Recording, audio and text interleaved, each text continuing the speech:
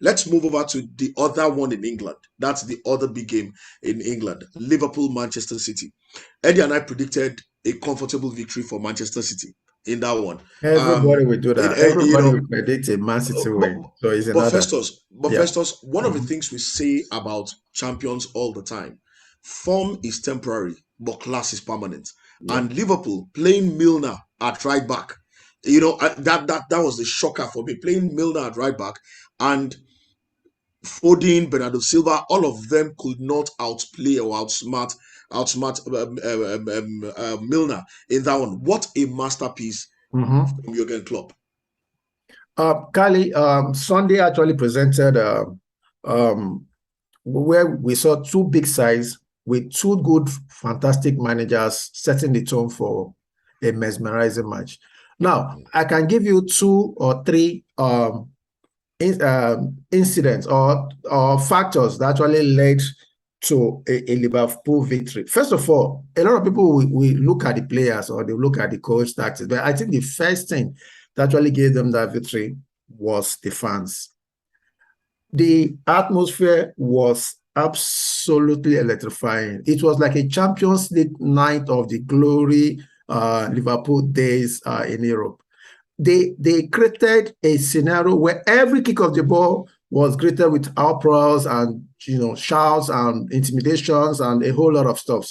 So the fans actually, first of all, made the atmosphere very, very okay for the players. They were pumped up by the fans. Then secondly, we saw a club masterclass. He has seen what is happening in terms of his players. And what did he do? Mina, when I saw that, and I was wondering, wow, Mina, everybody knew this guy was Trent was struggling, and he did the right thing by playing Mina because Trent would have actually unbalanced what we saw. Now, he paired a Gomez and a VVD in the center half of the defense. And before Gomez had a bad injury that took him out for a very long time, they actually had a very good formation. They played well and they sustained it for a while before he went out with those injuries. Now we could see that he has sorted out that back line with Gomez and VVD, and Robertson actually came back. Thirdly, apart from the tactics, we also, every player pumped up. All the guys that were not doing well, Thiago, we saw him so agile, so mobile. We saw Fabinho back in form. We saw Salah played at the center as a striking role. We saw everybody that has been sleeping, that has not been doing well. Everybody was pumped up for that match. And what happened?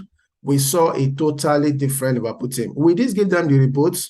I think so. Because what they're going to do, they're playing West Ham at home and they're playing Nottingham Forest away. So I see them taking the next two matches, and I think that will galvanize them, and their season will likely kick off from this.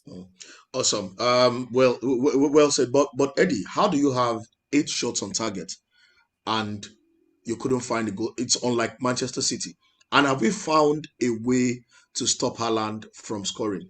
Make sure De Bruyne, Bernardo Silva, and whoever else is in the middle don't stay on the ball, and Haaland looks human. Um, I mean, if you ask that question normally, I think the right answer should be no. There's no way you can stop Haaland from scoring. Just want to pick up on a few things that Faye said there. I'm not convinced that Liverpool are bad. You can't play games on that kind of emotion, right?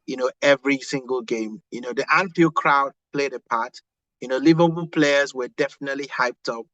But I still saw a lot, in the way that they played, to suggest to me that, they still need a lot of work, to do to get back to the level that they need to be. And let's be honest, right? If that goal that Man City scored, was not cancelled, I think we would have been talking about a slightly different game, because I think that Man City would have been encouraged to go in and do more.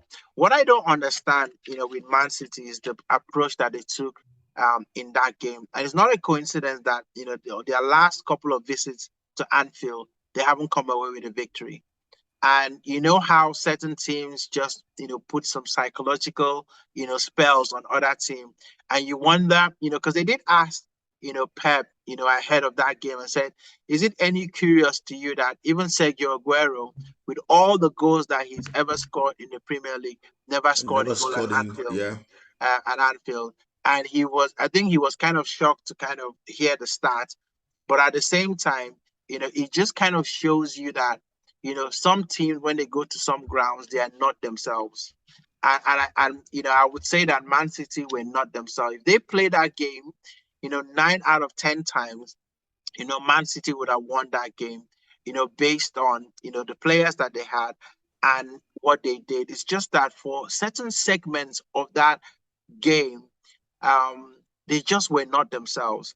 I mean, Mm. clearly Van Dijk, had a personal, mission to actually mark Haaland, and he still had chances. He just didn't take those chances. I mean, there was the cross that De Bruyne gave to him, lofted the ball over, you know, and he hit,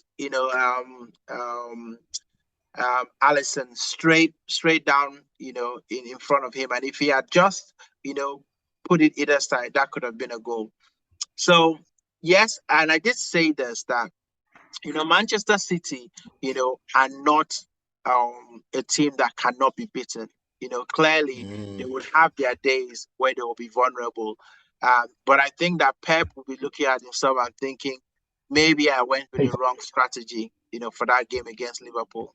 And I should have just gone, with the way that I was playing, previously to that game. Mm. Also.